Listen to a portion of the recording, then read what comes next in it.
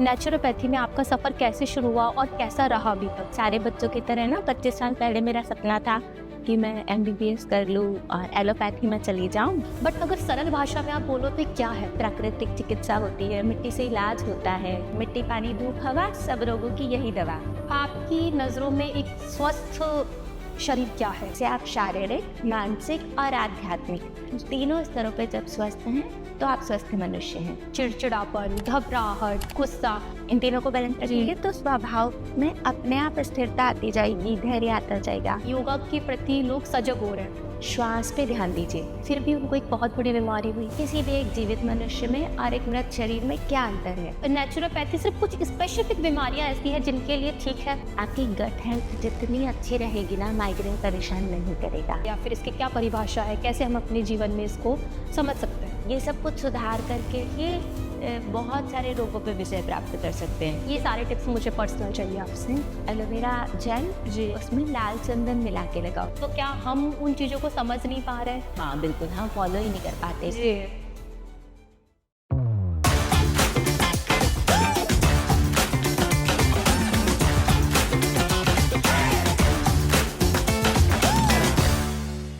नमस्कार, खमागनी, सत श्री अकाल, आदाब। मैं हूं आपकी होस्ट और आपकी दोस्त सपना मनोहर और स्वागत है आप सबका जरा हटके टॉक्स के एक और रोचक एपिसोड में। ये है वो प्लेटफॉर्म जहां बातें होती है दिल से और टॉपिक होते हैं जरा हटके। आज हमारी गेस्ट एक ऐसी शख्सियत जिनकी जिंदगी और काम दोनों ही प्रेरणादायक है। एक ऐसी डॉक्टर जो अपने काम के जरिए मॉडर्न जिंदगी में आयुर्वेद और पंचकर्मा के इंपॉर्टेंस को नए रूप में समझती है।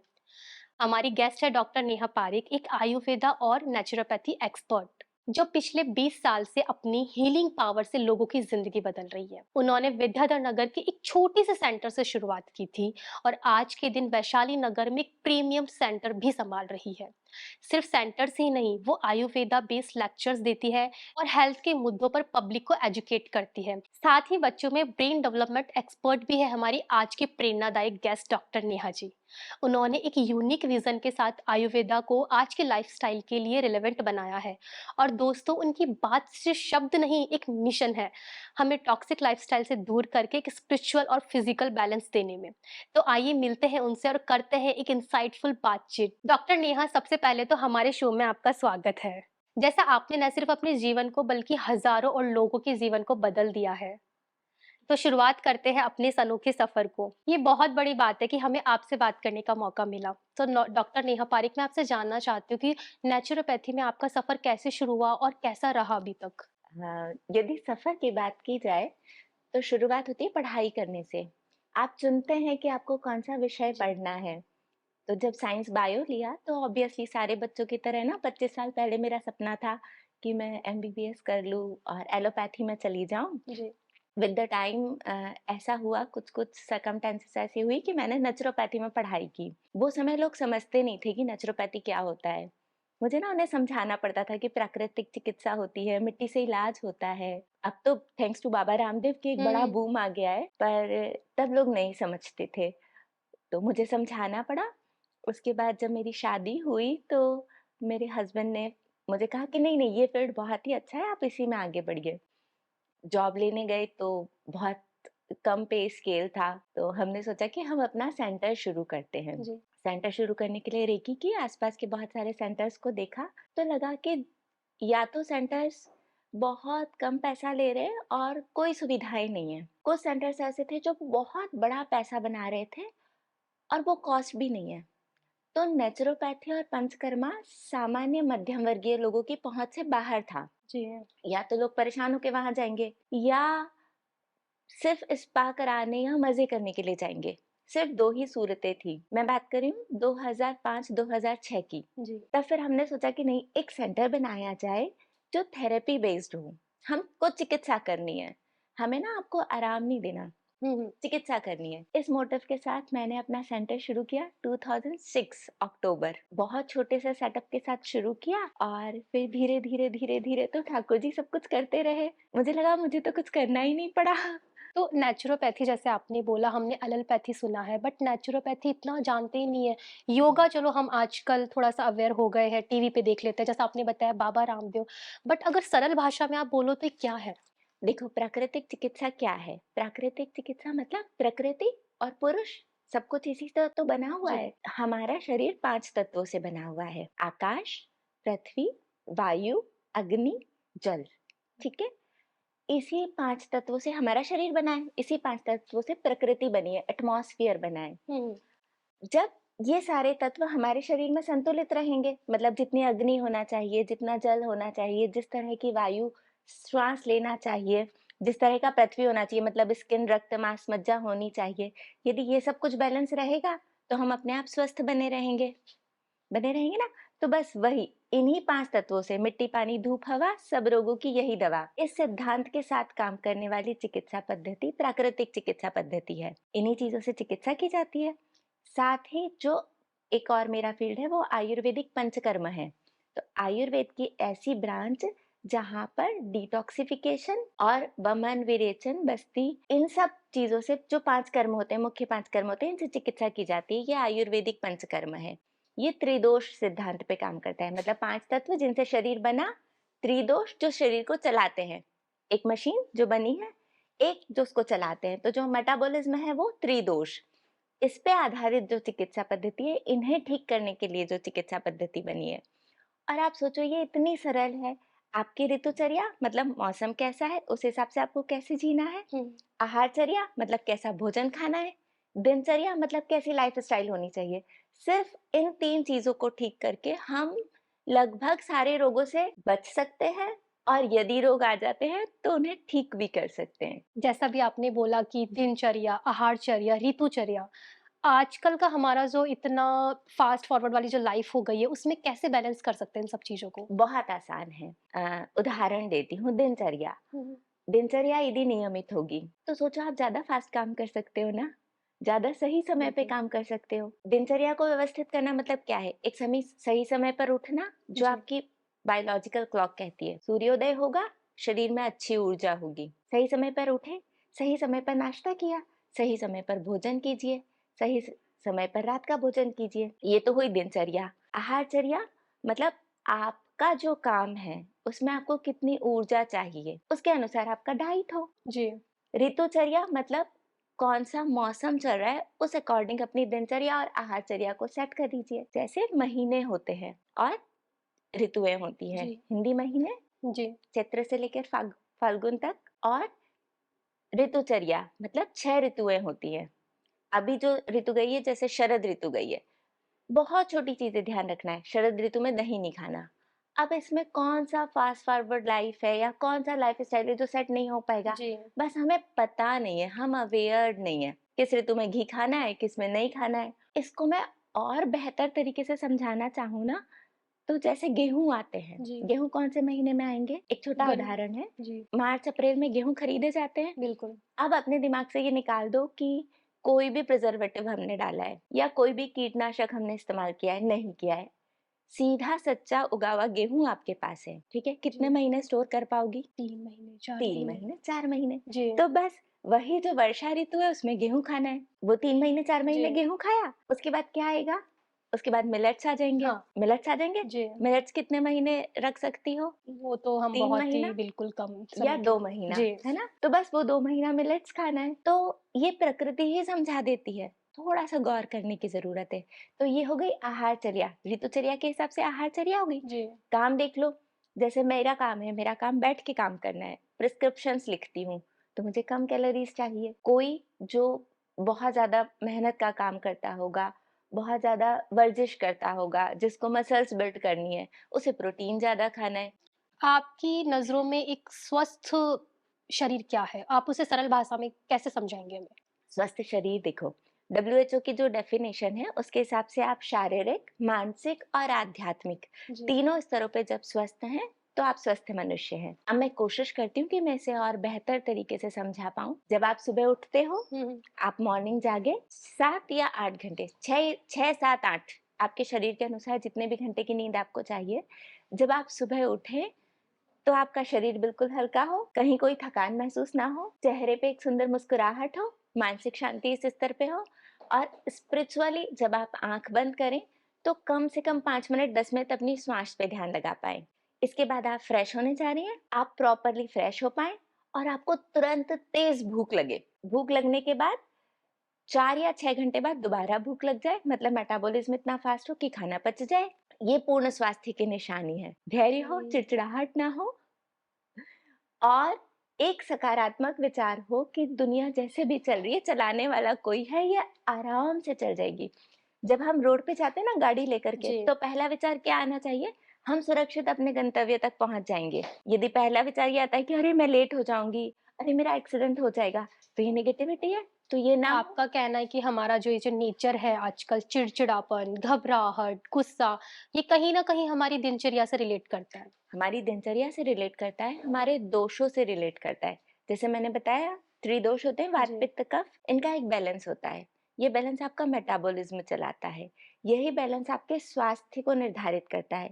यही बैलेंस आपके स्वभाव को निर्धारित करता है। अगर इसके बैलेंस में गड़बड़ हुई, जैसे पित्त, एंग्ज़ायटी होगी, घबराहट होने लगेगी। आप मुस्कुराते तो रहोगे पर अंदर-अंदर आपको कुढ़ोगे, परेशान रहोगे।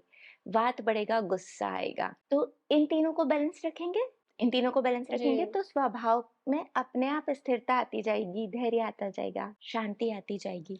एक हम आजकल देख रहे हैं कि कहीं न कहीं इस चीज़ की पहल हो रही है योगा, नेचुरोपैथी जैसा आप कह रहे हैं। कहीं न कहीं हम बॉलीवुड ले लें या हमारी डेली लाइफ़ ले लें, आस-पास ले लें, योगा के प्रति लोग सजग हो रहे हैं, इसे करना चाह रहे हैं। कितनी भी बड़ी बीमारी हो, अगर हम एलोपैथी में भी जा रहे हैं, तो डॉक्टर इस चीज़ को रिकमेंड कर रहे हैं। तो क्या ऐसा फ़र्क आया या आपको क्या लगता है कि इसका क्या हमारे जीवन में योगदान है? मैं कितना हमें इसके प्रति जुड़ाव रखना चाहिए? योग जो है वो केवल एक्सरसाइज नहीं है, व्यायाम नहीं है। योग क्या है? योग एक ऐसी प्रक्रिया है जो आपके मसल्स, बोन्स, एंडोक्राइन सिस्टम समझ रहे हो आप? जी। जो ग्लैंड्स होती है हमारी जी। थायरॉइड, एड्रिनलिन सिक्रीट होता है, एड्रिनल ग्लैंड होती है, हमारा प्रोजेस्टेरोन, टेस्टोस्टेरोन सिक्रीट होता है, ओवरीज़ हैं, टेस्टीज़ हैं, इन सब ग्रंथियों को, इन सबको बेहतर तरीके से काम करने के लिए प्रेरित करता है योग और आसन। दूसरी चीज़ इसके साथ जुड़ी हुई है प्राणायाम, जो जी। आप मिस करें। मुझ में या किसी भी एक जीवित मनुष्य में और एक मृत शरीर में क्या अंतर है? यदि मृत्यु होती है हुँ, तो हुँ। एक जीवित व्यक्ति है और एक मृत व्यक्ति है, उसमें क्या अंतर है? साँस नहीं ले पा रहा साँस वो। चल रही है जी। ना? एक चीज़ जिससे सिर्फ़ जीवन है और जिसके ना होने से जीवन नहीं है। जी। सबसे इम्पोर्टेंट है क्योंकि डिके तो बाद में बिल्कुल। होगा, हम उसी पे ध्यान नहीं देते। तो प्राणायाम मतलब प्राणों का आयाम, हमारी श्वास पर ध्यान देना। आप यदि बहुत देर तक बैठ के नहीं भी कर पा रहे हो ना, सिर्फ़ दिन में कुछ मिनट्स निकाल लीजिए, श्वास पे ध्यान दीजिए। कब ब्रीथ इन हो रही है, कब ब्रीथ आउट हो रहा है ना? ब्रीथ इन लंबा हो, ब्रीथ आउट छोटा हो, आपकी प्रकृति के हिसाब से हो। ये जी। आप किसी के पास जाएँगे लर्नर थेरेपिस्ट के पास तो वो सिखाएगा कि अगर आपका वज़न इतना है, आपकी प्रकृति ये है, तो आपको इस तरह से प्राणायाम करना है। तो जब ब्रीथिंग ही ठीक हो जाएगी, जिससे जीवन है, तो ठीक हो ही जाएगा।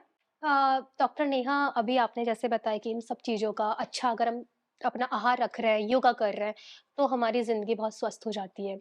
बट मैंने मेरे पास में एक एग्ज़ाम्पल देखा है कि बहुत अच्छा उनका लाइफ़स्टाइल है, उनका जो आहारचर्या है वो बहुत अच्छी है, उनका योगा सब चल रहा है, फिर भी उनको एक बहुत बड़ी बीमारी हुई। ये कैसे? देखो मशीन है, मशीन ठीक हो सकती है, हुँ। खराब हो सकती है, लेकिन यदि आप योग की प्रैक्टिस में हैं, आपकी आहारचर्या अच्छी है, आपकी दिनचर्या अच्छी है, तो क्या होगा कोई एक रोग विशेष हो सकता है कि आपको हो जाए। लिवर सोरायसिस हो सकता है, कैंसर हो सकता है, कोई और डिसीज़ हो सकती है जो एटमॉस्फेयर से हुई हो, लेकिन तब जो सबसे पॉज़िटिव इम्पैक्ट होता है ना, वो होता है रिकवरी में। आप ठीक कैसे हो रहे हो? डॉक्टर नेहा, एक और टॉपिक है कि नेचुरोपैथी, डिटॉक्सिफिकेशन, इनसे सिर्फ फिजिकल टॉक्सिन्स ही नहीं, हमारे इमोशनल टॉक्सिन्स भी बाहर निकलते हैं। और मैंने जितना देखा है कि जब हम अपने मन के रोग से जूझ रहे होते हैं, तब हम ज़्यादा योगा की तरफ जाना पसंद करते हैं, या जिसे हम आज की लैंग्वेज में बोले तो डिप्रेशन। तो इसका क्या आप समझते हो, क्या योगदान है? देखिए, जैसा मैंने बोला प्रकृति पर निर्भर करता है। ये आपकी प्रकृति है। कभी-कभी क्या होता है कि हाँ, कुछ बीमारियाँ ऐसी होती हैं जो मनोभावों का नियंत्रण करने से होती है। हिंदी थोड़ी ज़्यादा है? जी, नहीं, नहीं, बिल्कुल ठीक ठीक है। है। तो हमारे मनोभावों का नियंत्रण करने से होती है। जब हम अपने भीतर की चीज़ें भीतर-भीतर रखने लगते हैं ना, तो कुछ बीमारियाँ होती हैं। जैसे ना आपने सुना होगा थायरॉइड। जी, थायरॉइड एक ऐसी बड़ी बीमारी है जो मनोभावों का नियंत्रण करने से होती है और ये आश्चर्य की बात है ना, कभी किसी ने ऐसा नहीं सोचा जी, होगा। बिल्कुल। ये क्या करता है कि आपके टॉक्सिन्स आपके भीतर इकट्ठे हो रहे हैं।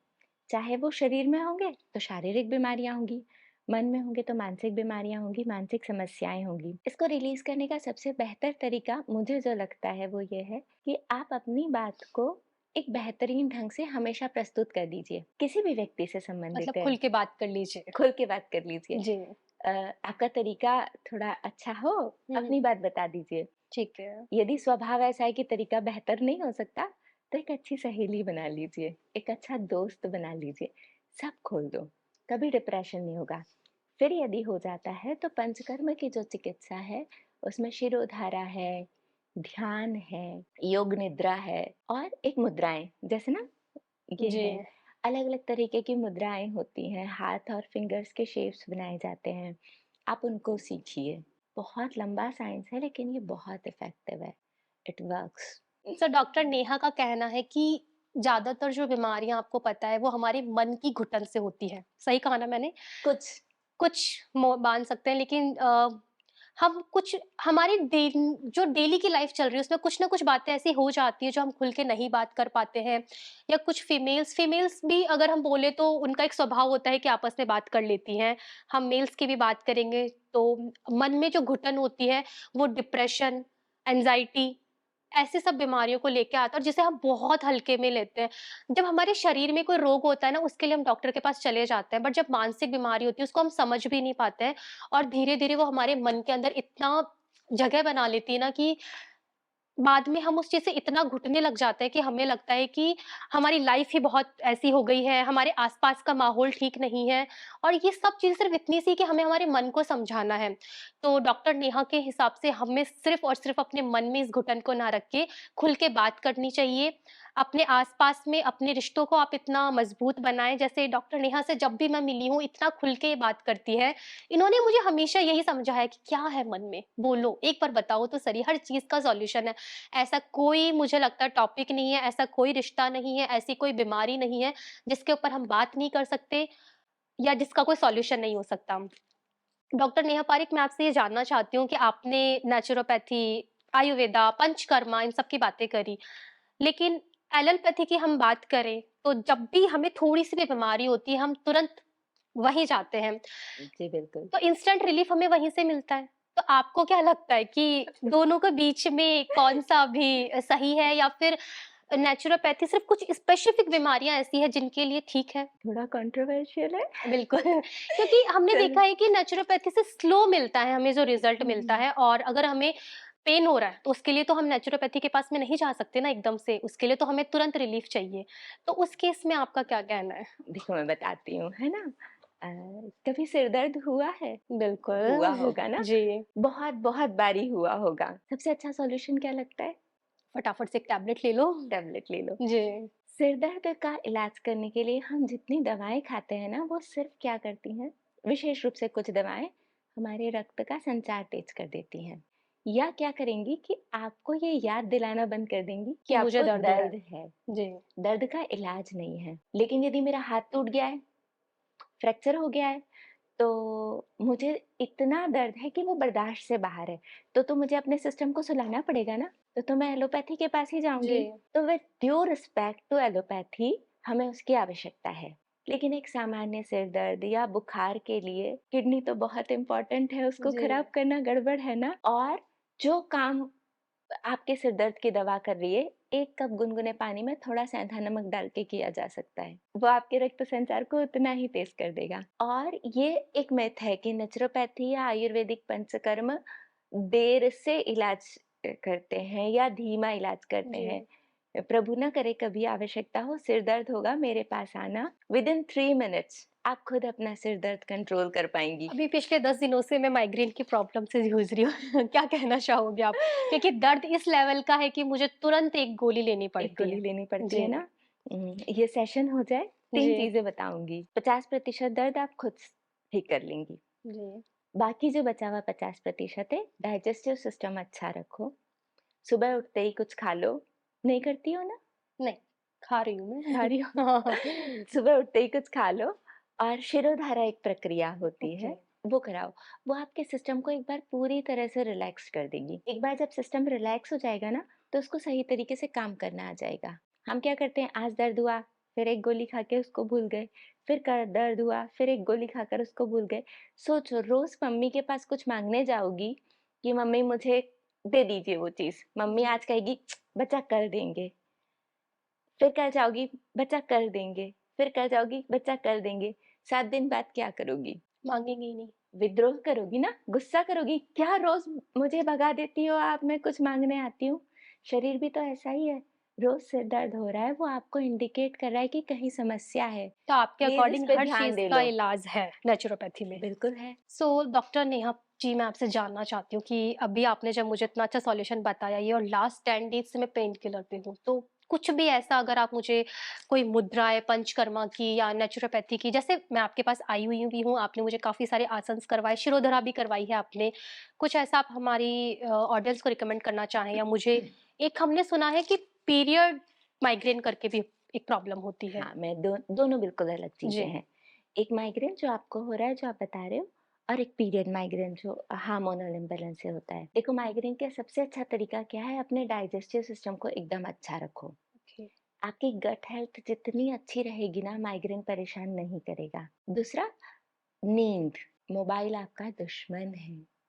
10 बजे उसे बंद करो, बंद कर के रख दो, ठीक है? बंद करके रख दिया और ब्रीदिंग पे ध्यान दो। योग निद्रा एक प्रोसीजर होता है।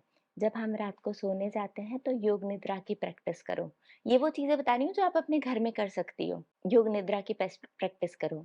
भूखा नहीं रहना। वैसे भी हर मनुष्य को सुबह उठने के बाद आधे घंटे के भीतर कुछ ना कुछ खा लेना चाहिए। आपका फर्स्ट मील आपके जागने के आधे घंटे के बाद होना चाहिए। तो वो खाइए। तीसरी चीज़ कि यदि, क्योंकि अब प्रॉब्लम सीवियर है, 10 दिन से लगातार माइग्रेन होना सीवियर प्रॉब्लम है, तो मैं सजेस्ट करूँगी शिरोधारा। शिरोधारा कराओ, ब्रीदिंग पे ध्यान दो, माइग्रेन बहुत आसानी से सॉल्व हो सकता है। अब पीरियड माइग्रेन की बात करते हैं। जब हार्मोनल इम्बैलेंस होते हैं या पीरियड माइग्रेन होता है, तो शरीर इंडिकेट करता है कि पीरियड्स आने वाले हैं या कुछ एक बड़ा बदलाव है, आपको आराम की आवश्यकता है। अगर स्ट्रेस है, वर्क स्ट्रेस है, तो पीरियड से पहले माइग्रेन होगा। यदि पीसीओडी, पीसीओएस है, ओव्यूलेशन साइकिल ठीक नहीं है, तो पीरियड से पहले सिर दर्द होगा वो, जिसे पीरियड माइग्रेन बोल देंगे। तो वो बताता है कि आपको आराम करने की ज़रूरत है, नींद की ज़रूरत है। इसके लिए ना मलासन एक अच्छी प्रैक्टिस है। अगर आप करते हैं तो जी। मलासन एक अच्छी प्रैक्टिस है। प्राणायाम कीजिए और वही डिटॉक्सिफिकेशन की ज़रूरत है बॉडी को। जब आप डिटॉक्सिफाई करेंगे तो गट हेल्थ अच्छी हो जाएगी, जो हार्मोनल सिक्रीशंस है वो बेहतर होंगे, अपने आप पीरियड माइग्रेन भी ठीक हो जाएगा, माइग्रेन भी ठीक हो जाएगा। डिटॉक्सिफिकेशन कीजिए, हर ऋतु का एक डिटॉक्सिफिकेशन होता है। 3 डिटॉक्सिफिकेशन होते हैं, वमन, विरेचन और बस्ती। वमन, वॉमिटिंग कराई जाती है, विरेचन, लूज़ मोशंस के साथ सफाई होती है, और बस्ती मतलब एनीमा। तो ये तीनों हर ऋतु में, मतलब 3 ऋतुएँ मुख्य जी। होती हैं, तीनों ऋतुओं के अलग-अलग चिकित्सा होती है। ये 3 दिन, 4 दिन हर ऋतु के शुरू होने पे अपने लिए निकालना चाहिए। तो अभी जैसे शरद ऋतु स्टार्ट हुई श है। ये मौसम विरेचन का ठीक है। है ना? विरेचन का ये मौसम। अपनी गट हेल्थ को अच्छा रखो, माइग्रेन लगभग ठीक हो जाता है उससे। फिर कोई और प्रॉब्लम है, या हो सकता है कि सर्वाइकल की कोई दिक्कत हो, इसके कारण आप दर्द महसूस कर रही हैं, तो किसी थेरेपिस्ट से मिलिए, डॉक्टर से मिलिए, वो आपकी मदद करेंगे। तो डॉक्टर नेहा, आपने जैसे अभी काफ़ी सारी बातें करी, उन सब में आप एक शब्द बार-बार यूज़ कर रहे हो, gut health. And gut health जो है अभी एक ट्रेंडिंग टॉपिक भी बना हुआ है। सो आपको क्या लगता है कि आपके नेचुरोपैथी में या आयुर्वेदा में इसका क्या क्या रोल है या फिर इसकी क्या परिभाषा है? कैसे हम अपने जीवन में इसको समझ सकते हैं? देखो, आसानी से समझाती हूँ, है ना? जैसे मैंने बताया कि जीवित और मृत व्यक्ति में क्या अंतर है? श्वास का। जी, दूसरा अंतर क्या है? खाना खाएँगे और जी, उससे हमें ऊर्जा मिलेगी, जी। ठीक है? तो पहली ऊर्जा मिल रही है प्राणवायु से, हुँ, हुँ। श्वास से, दूसरी ऊर्जा मिलती है भोजन से, जी, ठीक है? शरीर को, गाड़ी और पेट्रोल का क्या संबंध है? एक-दूसरे पेट्रोल डलेगा जी, तो तब गाड़ी गाड़ी चलेगी। चलेगी, जी, वैसे ही भोजन जाएगा तो शरीर चलेगा। जी। अब भोजन जाएगा और शरीर चलेगा, इसमें सबसे महत्वपूर्ण रोल होता है डाइजेस्टिव सिस्टम का, पाचन तंत्र का।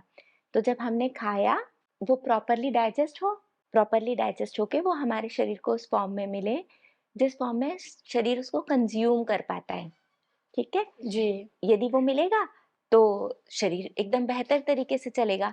जैसे अभी इतने सारे आप ना अ, एक टेस्ट कराने जाइए, वो बोलेंगे B12 कम है, ये कम है, हाँ, वो कम जी, है। कितना कैल्शियम चाहिए होता है हमें पूरे दिन में? इत्तू, मिलीग्राम्स में। जी, इत्तू आयरन, इतना तो खा रहे हैं, प्रभु कृपा से हम सब अच्छे घरों में हुए, भोजन प्राप्त होता है। इत्तू-इत्तू सा चाहिए ना, जी। फिर क्यों नहीं होता? क्यों डेफ़िशिएंसी आ गई? क्योंकि हम अपना खाना अच्छा नहीं ले रहे हैं, अच्छा खाना भी खा रहे हो, फिर भी डेफ़िशिएंसी है। अब बताओ क्यों है? क्योंकि एब्ज़ॉर्प्शन नहीं हो रहा, हमारा डाइजेस्टिव सिस्टम। डाइजेस्टिव सिस्टम अच्छा नहीं है। जी, यही गट हेल्थ है, जो पाचन संस्थान है यही तो गट हेल्थ है। खाया और उसका एब्ज़ॉर्प्शन ही नहीं हुआ, अवशोषण ही नहीं हुआ। अब ये सरफेस है, हुँ, हुँ, इस पे पानी बिखेर दो, जी, नीचे नहीं जाएगा ना। इस सरफेस पे डालो, पानी नीचे चला जाएगा, ये सोख लेगा, जी, एब्ज़ॉर्प्शन हो जाएगा, अवशोषण हो जाएगा। तो भोजन अच्छे से खाया जाए, अच्छे से पचे, जो पच गया है उसका एब्ज़ॉर्प्शन हो जाए और जो बिना पचा हुआ है, हमारे शरीर के काम का नहीं है, वो जी। सीधे तरीके से बाहर निकल जाए। अब यदि आप अच्छा भोजन खा रहे हो, सही तरीके से व्यायाम कर रहे हो और गट हेल्थ अच्छी है, तो ये प्रक्रिया ठीक-ठाक चलती रहेगी। अगर ये ठीक नहीं चल रही है, गड़बड़ है कहीं, इन तीनों प्रोसीजर में, खाने में, फिर पचाने में, फिर एब्ज़ॉर्प्शन में और एक्सक्रीशन में, इन चारों में कहीं भी यदि गड़बड़ है, तो फिर वो रोग का कारण बन जाएगी। तो प्राकृतिक चिकित्सा या पंचकर्म क्या बोलता है कि डिटॉक्स किया जाए, जमा हुआ जो मल है उसको बाहर निकाल दिया जाए। अच्छा भोजन कीजिए सबसे पहला पॉइंट, जी, गट हेल्थ को ठीक करने के लिए। दूसरा पॉइंट कि अच्छे से पाचन हो। पाचन कब होगा? जब सारे जूसेस अच्छे से सिक्रीट होंगे, आंतों की गति अच्छी होगी, तो वो हो उसके लिए अच्छा व्यायाम करो। फिर तीसरा एब्ज़ॉर्प्शन, तो कोई जमा मल ना हो, गंदगी ना हो, सफाई अच्छे से हो जाए, तो एब्ज़ॉर्प्शन अच्छे से हो पाएगा। अगर ये तीनों चीज़ें अच्छी हुई है, तो हुँ। एक्सक्रीशन अपने आप अच्छे से हो जाएगा, जो काम का नहीं है वो बाहर चला जाएगा। यही गट हेल्थ है ना? अभी बहुत सारे उदाहरण ऐसे हैं कि सिर्फ़ हम अपना खाना, अपनी आहार, ये सब कुछ सुधार करके ही बहुत सारे रोगों पे विजय प्राप्त कर सकते हैं। अभी आपने जैसे उदाहरण की बात करी, एक बहुत ही ज़्यादा ट्रेंडिंग टॉपिक चल रहा है। फेमस क्रिकेटर है नवजोत सिंह सिद्धू जिनकी वाइफ को कैंसर हुआ 4th स्टेज और उन्होंने 40 डेज़ में रिकवर किया कैंसर। मुझे लगता है ये शब्द जब हम सुन ही लेते हैं कैंसर तो इंसान बहुत डर जाता है क्योंकि बिल्कुल, इसका बिल्कुल। एक परमानेंट कोई सॉल्यूशन हमें देखने में नहीं मिल रहा है। किसी भी फील्ड अगर हम देखें हुँ, हुँ। एलोपैथी में देखें या किसी में भी एक मतलब एक श्योरिटी नहीं है। तो उस कंडीशन में 40 डेज़ में रिकवर करना पंचकर्मा, आयुर्वेदा, नेचुरोपैथी से बहुत बड़ी बात है। तो इस पे आप क्या कहना चाहेंगी? देखो क्या होता है कि नई कोशिकाओं का बनना और उनका स्वस्थ बने रहना, ये एक प्रक्रिया है, ठीक है? जैसा अभी आपका एक प्रश्न था कि लाइफ़स्टाइल अच्छी थी, अचानक बीमार हो गए। जी। जब लाइफ़स्टाइल अच्छी हो और हम अचानक बीमार हो जाते हैं, तो ना एक अंग में रोग हुआ है, बाकी अंग ठीक हैं, जी। ठीक है? कोई लड़ाई करने आया, हो सकता है कि आप कमज़ोर हैं, आपको पीट दिया। आपके आस-पास वाले अच्छे हैं, मजबूत हैं, उनकी प्रतिरोधक क्षमता अच्छी है, तो पता है क्या होगा? वो सब मिलके आपको हेल्प करेंगे, जी। उस बाहरी दुश्मन से लड़ने के लिए। तो एक अच्छी लाइफ़स्टाइल मैम की रही होंगी, जी। है ना? तो उनके बाकी जो ऑर्गन्स होंगे, एक जो अफ़ेक्टेड ऑर्गन है, उसके अलावा जो सारे ऑर्गन्स होंगे, उन्होंने उनकी जीवनी शक्ति को बढ़ाने का काम किया। फिर उन्होंने आहार ऐसा लिया, जो उनकी वाइटल पावर को बढ़ा रहा है और ना रोगों से कोई दवा नहीं लड़ती। रोगों से कोई पैथी नहीं लड़ती। हम भी क्या कर रहे हैं, हम सिर्फ़ शरीर को मजबूत कर रहे हैं, साफ़ करके, जो अच्छा आहार देके, अच्छी दिनचर्या से, लड़ना तो शरीर को ही है। तो जब हमने ऐसा ईंधन बहुत अच्छा डालेंगे, तो अपने आप चीज़ें बेहतर होती जाएँगी। जी, मैंने देखा उन्होंने बोला है कि इस बीमारी में करोड़ों रुपए लगते हैं, लेकिन नीम के पत्तों में कौन से पैसे लग रहे हैं, हल्दी में कौन से पैसे लग रहे हैं, उन्होंने अपने एक इंटरव्यू में ये बातें बोली हैं। तो कैंसर जैसी बीमारी और इतनी साधारण चीज़ें जो हमारी किचन में ईज़िली अवेलेबल है, तो क्या हम उन चीज़ों को समझ नहीं पा रहे हैं? हाँ, बिल्कुल, हम फ़ॉलो ही नहीं कर पाते। जी। जैसे ना एक बहुत अगर कभी अपनी दादी-नानी के पास बैठे होंगे ना, तो वो एक शब्द बोलती होंगी कि चित्र में नीम खा लो या थोड़े और पुराने मेरी उम्र में चले जाओ, तो हमारी दादी-नानी की प्रैक्टिस थी कि ना जब चैत्र का महीना शुरू होता है, नया साल शुरू होता जी। है, तो नीम खाया जाता है, ठीक है? नीम खाया जाता है और ऐसा कहा जाता है कि कड़वा खाओ मीठा बोलो, चैत्र के लिए कहावत है। ओके, तो जब आप चैत्र में नीम खाते हो तो पूरे साल बीमार नहीं पड़ोगे। मतलब नए तो साल पे। नए साल पे नीम खा लीजिए, चैत्र में नया साल शुरू जी, होता है। नए साल में नीम खाइए तो बोलते हैं कड़वा खाओ मीठा बोलो, पूरे नए साल। मतलब जो नेगेटिव चीज़ें हैं उनको अगर आप ले भी रहे हो तो पॉजिटिव निकालो। निकालो। तो ये छोटी-छोटी चीज़ें, यही तो ऋतुचर्या है। हर ऋतु में एक दोष होता है जो संचय होता है, मतलब एक ऋतु में वो दोष संचय होगा, एक का शमन होगा मतलब वो ठीक होगा, और एक कुपित होता है मतलब एक गुस्से में होता है। तीनों दोषों में अलग-अलग ऋतु के लिए अलग-अलग दोष हैं। तो जब जिस दोष का संचय होता है, मतलब अगर मैं किसी ऋतु में कफ का संचय करूँगी तो जब कफ के गुस्सा होने की बारी आएगी तो कफ गुस्सा होगा ना। जी, तो जब कफ इकट्ठा हो रहा है, उस वक़्त यदि आपने वही दिनचर्या, ऋतुचर्या उसको ठीक रख लिया तो कफ इकट्ठा ही नहीं हुआ। जब इकट्ठा ही नहीं हुआ तो गुस्सा कहाँ से करेगा? तो कफ से होने वाले रोग होंगे ही नहीं। जी। मतलब वही बात है ना कि हमें लगता है कि हर चीज़ का सॉल्यूशन सिर्फ़ पैसे लगा के कुछ मेडिसिन लेना या बड़ा ट्रीटमेंट लेना है, जबकि जो सॉल्यूशन है वो हमारे घर में, हमारी किचन में है। बस हमें चीज़ों को समझने की देर है, उनको उनकी जो इम्पोर्टेंस हमारी ज़िंदगी में है, डेली लाइफ़ में है, बस हम उनको बहुत हल्के में ले लेते हैं। जैसे मैंने जब इंटरव्यू देखा, उन्होंने बताया नीम के पत्ते, हल्दी, और कोई अगर नॉर्मली मुझे बोलता है कैंसर जैसी बीमारी में, तो लगेगा पागल है, कैंसर जैसी बीमारी, और वो बहुत ही हेल्प करता है। छोटी-छोटी चीज़ें। जैसे कुछ चीज़ों के नाम उन्होंने बता दिए हैं, जी, कुछ चीज़ें उन्होंने और की होगी, एक अच्छी दिनचर्या रखी होगी, प्रॉपर एक्सरसाइज़ की होगी, आसन प्राणायाम किए पॉज़िटिविटी। होंगे, पॉज़िटिविटी रखी होगी, और कैंसर की तो बहुत सारे लोगों को मैं जानती हूँ, जिन्होंने इतनी पॉज़िटिव थिंकिंग रखी और हरा दिया उसे, और हम हरा सकते हैं। लेकिन अभी मैं इन बातों पे पूर्ण विराम लगाते हुए आपसे ये पूछना चाहूँगी कि नेचुरोपैथी से जो एजिंग होती है, ये कंट्रोल की जा सकती है क्या? अच्छा, अच्छा। या ब्यूटिफिकेशन महिलाओं के लिए उससे मतलब जी, तो बिल्कुल। नहीं, बहुत थोड़ा-सा अच्छा उनके क्वेश्चन लिए। है। देखो एजिंग क्या है? जी। आयुर्वेद बोलता है जड़ता। जड़ता जानते हैं? जड़ता सुना है कभी? रिजिडिटी समझती हो? जी, शब्द है ना? सुना है शब्द बट सुना है। तो रिजिडिटी क्या होती है? जैसे-जैसे एजिंग होती है, जिसको हम एजिंग बोलते हैं, बॉडी रिजिड होती जाती है ना? एक छोटा बच्चा है ना, अभी छोटी बिटिया होगी, जी, पैर ऐसे लेना, ऐसे मोड़ देना, वो यहाँ तक आ जी, जाएँगे, आ है ना? जाएगा। हुँ। तो बॉडी की स्टिफनेस नहीं होती। इस शब्द को शायद ज़्यादा जी, कनेक्ट कर बिल्कुल। पाओगी। तो स्टिफनेस नहीं होती। जैसे-जैसे स्टिफनेस बढ़ती जाती है, एजिंग होती जाती है। नीज़ में स्टिफनेस बढ़ेगी, घुटने खराब होंगे, है ना? और वही गट हेल्थ में स्टिफनेस बढ़ जाएगी, तो आंतों की गति धीमी हो जाएगी और बुढ़ापा आने लगेगा। यही एजिंग है। जी। इसको कम कैसे किया जा सकता है? फ्लेक्सिबिलिटी।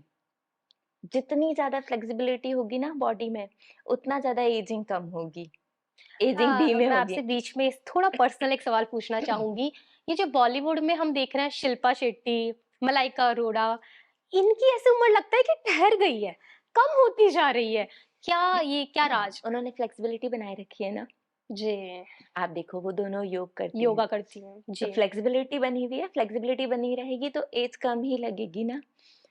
जैसे पहली बार मुझसे मिली थी तो पूछा था ना आपकी, जी, तो बिल्कुल। फ्लेक्सिबिलिटी बनाए रखो, अच्छा डाइट लो, वो लोग डाइट कॉन्शियस भी हैं, जी, और जहाँ तक हो सके दिनचर्या अच्छी रखो, तो एजिंग धीमे होगी। यही मानसिक स्वास्थ्य के साथ भी है। जब छोटा बच्चा होता है ना, माँ मार देती है उसे, जी, पीटा, फिर वो आके माँ के पास ही रोएगा, बिल्कुल। तो रिजिडिटी नहीं है ना। जैसे-जैसे रिजिडिटी आएगी तो स्वभाव खराब हो जाएगा, नहीं तो हम भूल जाएँगे ना। तो जी, फ्लेक्सिबिलिटी जो है, लचीलापन, चाहे शरीर में हो, चाहे मन में हो, ये जैसे-जैसे बना रहेगा तो एजिंग कम हो जाएगी। फिर रही बात ब्यूटीफिकेशन की, तो जब गट हेल्थ अच्छी होगी, आहारचर्या, दिनचर्या अच्छी होगी तो स्किन अपने आप अच्छी रहेगी। इसके अलावा भी आयुर्वेदिक पंचकर्म और प्राकृतिक चिकित्सा की एक पूरी शाखा है, जो ना आप को बहुत सारे उपटन होते हैं, लेप होते हैं, वो लगाने के होते हैं, और ना कोलेजन पे काम करने वाले फेशियल्स होते हैं। तो वो सारी चीज़ें होती हैं, उनको ऐसा टाइम टू कोई टाइम आप यूज़ एक करो। उपटन हमारी ऑडियंस को बताना चाहें, क्योंकि आपको पता है अभी वेडिंग सीज़न आ गया है, तो कोई तो भी हमारी आने वाली ये ब्राइड्स के लिए। अभी जो मौसम चल रहा है ना, हुँ, इसमें हुँ। सरसों वाला उपटन बहुत अच्छा होता है जी, बॉडी के लिए। और एक एलोवेरा जेल, जी। उसमें लाल चंदन मिला के लगाओ। ये लगभग-लगभग हर स्किन को टाइप को सूट करता है। लाल चंदन मिला के आप लगाइए, किसी भी टाइम 10-15 मिनट 10-15 मिनट आप छोड़ दीजिए और फिर उसको वॉश कर लीजिए। और सरसों का उपटन? सरसों का उपटन, सरसों लिया, पीली सरसों, उसको हल्का-सा सेका, उसको पीस करके उसमें जौ का आटा, थोड़ा-सा ऑयल और हल्दी मिलाइए और वो लगाइए। बहुत अच्छा है वो बॉडी ये के लिए। सारे टिप्स मुझे पर्सनल चाहिए आपसे। सारे नहीं, आप टिप्स भी लेकर क्या करोगी? सेंटर आ जाया करो ना। हाँ, ये भी सही है। इतनी मेहनत भी मत करो, सेंटर बिल्कुल, आ जाओ। डायरेक्ट आके लगवा लूँ मैं। डायरेक्ट आके लगवा लो। तो मुझे लगता है ये सारे के सारे जो नुस्खे आप कर रही हैं, उसी से आपकी जो ऐज है बिल्कुल लग नहीं रही है हमें कि 19 साल की बेटी है आपके। जब डे 1 हम मिले थे तो मेरा यही था कि आपकी इतनी बड़ी बेटी है। तो ये चीज़ है। कुछ चीज़ें प्रभु कृपा भी है। सो अगर आप डॉक्टर नेहा से कनेक्ट करना चाहते हैं या फिर जैसे हमने जितनी भी बातें करी, काफ़ी सारे अभी हमने बहुत ही आपसे कम बातें करी होंगी। अगर नेहा डॉक्टर नेहा से आप बात करेंगी ना तो बहुत विस्तार में आप जाएँगी, तो बहुत कुछ है सुनने को, जानने को। तो इनके जो सेंटर का एड्रेस है वो हमारे डिस्क्रिप्शन बॉक्स में आपको मिल जाएगा। आप वहाँ डायरेक्ट जाके इनसे बात कर सकती हैं। किसी भी टॉपिक पे, किसी भी तरीके से मुझे लगता है कि आप कोई उपचार लें ना लें, एक बार इनसे आप बात जब करेंगी ना तो वहीं पर शायद लगता है मुझे कि आपकी सारी चीज़ों का सॉल्यूशन हो जाएगा। चाहे आप नई माँ हैं, चाहे आप किसी रोग से जूझ रही हैं या आपको नेचुरोपैथी में जाना है या फिर आपको ब्यूटीफिकेशन में जाना है, एक बार आप डॉक्टर नेहा से ज़रूर बात करें। और जब मैं इनसे मिली थी तो इन्होंने मेरे मन के बिल्कुल भावों को बदल दिया था। जब इनको हम सुनते हैं तो लगता है कि सुनते ही जाएँ। एक होता है ना कि शब्दों में ठहराव होता है, इनकी बातों में वो ठहराव है, वो पॉज़िटिविटी है कि आपके मन पे बहुत ही अच्छा एक प्रभाव छोड़ के जाता है। और मुझे लगता है कि मेरी ज़िंदगी में आना डॉक्टर नेहा का एक बहुत ही भगवान का बहुत बड़ी ब्लेसिंग है कि आप मेरी ज़िंदगी में आई। कहीं न कहीं एक मेंटर के तौर पे चाहे आप बड़ी बहन हो या एक गुरु ले लो, किसी भी तरीके से, लेकिन आपका मेरी ज़िंदगी में रहना ही मेरे लिए बहुत बड़ी बात है कि आप जिस तरीके से मुझे हर चीज़ को लेके मोटिवेट करती हैं, आगे से फ़ोन करना और इतना प्यार से समझाना, तो इंसान कहीं न कहीं वहीं पर ही शांत हो जाता है कि नहीं, चीज़ें अपने हाथ में हैं, चीज़ें बहुत सरल हैं। सो ज़रूर नहीं, आप एक बार ट्राई करें, हम भी जल्दी मिलते हैं सेंटर पे और गुड़िया के साथ में बहुत सी बातें पक्का से। करनी है आपसे। चलिए ठीक है, ज़रूर, हाँ। Most welcome. देखिए, ये तो सपना जी का बड़प्पन है, वो जिस तरह से बात कर रही हैं। हम सबको प्रभु की कृपा से मिलते हैं, प्रभु की कृपा से जुड़ते जाते हैं। यदि मेरी सहायता की आवश्यकता है आपको कभी भी, कहीं पर भी, मैं उपलब्ध हूँ। तो दोस्तों ये था आज का एपिसोड जरा हटके टॉक का। उम्मीद है डॉक्टर नेहा पारिक के साथ हमारी ये बातचीत आपको पसंद आई होगी। आज की चर्चा हमें सिखाती है कि आयुर्वेदा और पंचकर्मा सिर्फ इलाज नहीं है, बल्कि जीवन जीने का एक तरीका है। डॉक्टर नेहा आपने जो समय हमें दिया उसके लिए दिल से शुक्रिया। आपको ये पॉडकास्ट कैसा लगा हमें जरूर बताइए और हाँ, शेयर करिए अपने दोस्तों के साथ, लाइक करिए और चैनल को सब्सक्राइब करें। मैं हूँ सपना मनोहर और आप सुन रहे हैं जरा हटके टॉक्स। अगले एपिसोड में फिर मिलेंगे एक नए गेस्ट और नए पर्सपेक्टिव के साथ। तब तक अपनी सेहत का ध्यान रखिए और जिंदगी को जरा हटके जिए। नमस्ते।